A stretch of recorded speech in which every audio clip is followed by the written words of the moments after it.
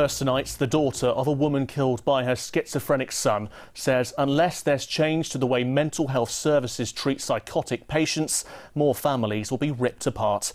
Ellen Cook from Littlethorpe in Leicestershire died in May this year after being stabbed repeatedly. Today, Daniel Cook from Ashby was given a life sentence subject to a hospital order.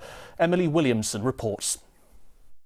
Ellen Cook was a much-loved wife, mother and grandmother, who her family say was so cruelly taken away. She was just the most motherly, caring, nurturing person who had a massive heart for everyone, and she always saw the best in people. On the 11th of May this year, Ellen was stabbed to death by her son, Daniel Cook, at her home in Littlethorpe. He attacked her that evening when he was in the middle of a psychotic episode. Leicester Crown Court heard that Daniel Cook had a long history of psychosis and had been on antipsychotic medication since he was 17. He was under the care of his GP at the time and adult psychiatric services. But at the age of 34, he stopped going to appointments and he stopped taking his medication. I think there needs to be more monitoring for people with paranoid schizophrenia from the NHS services, and earlier intervention. The Cook family are being supported by a charity that helps families who've been affected by mental health homicides. After these incidents happen, there needs to be a lot more openness and transparency.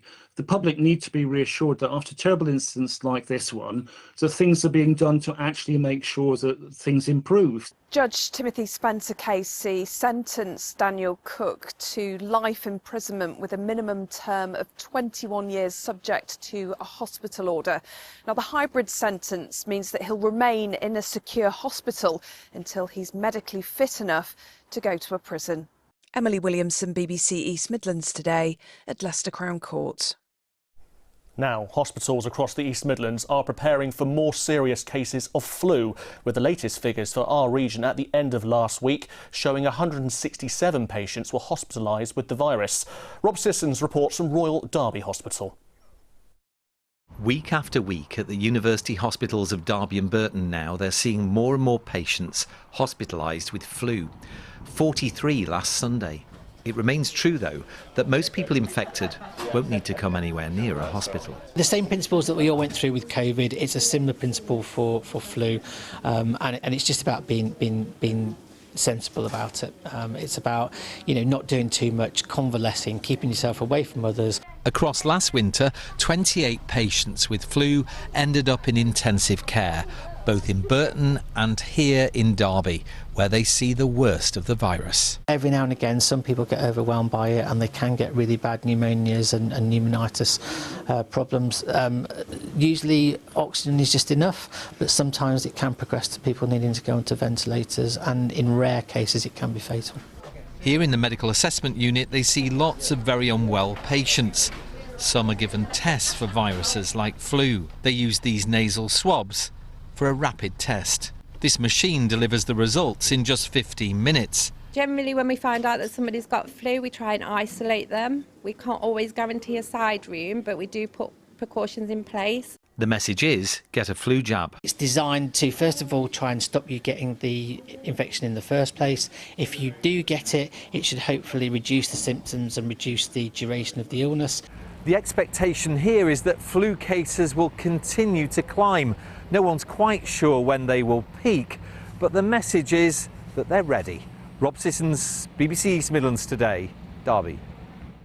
And there was festive magic in the air today when the Santa Express departed Great Central Railway in Leicestershire. On board were children going through or recovering from cancer treatment. Helen McCarthy reports.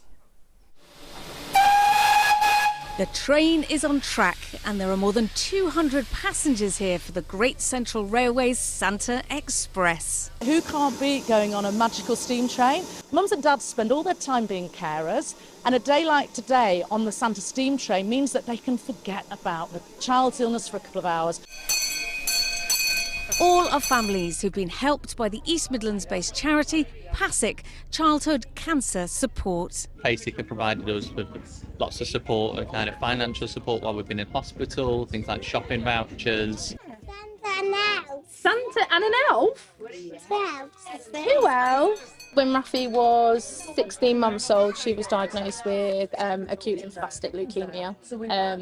And she's been on treatment for 2.5 years. Yeah. So we're grateful for these guys for being there. Can you hear Father Christmas coming along? Can you? Is he going to be on the train? Yeah. We're going to meet Father Christmas. Families all supporting each other, creating memories to last a lifetime. Helen McCarthy, BBC East Midlands Today, Loughborough. Right, let's take a look at the weather then. Here's Anna. Good evening to you. Well, things settle down quite nicely to end the day. The rain's cleared away. The skies have been clearing as that cloud moved out to the east. So it's a dry night, a chilly night in fact. Temperatures likely to fall close to freezing, so we could see a touch of frost around first thing tomorrow morning. Maybe a little bit of mist and murk, but nothing extensive to start Saturday.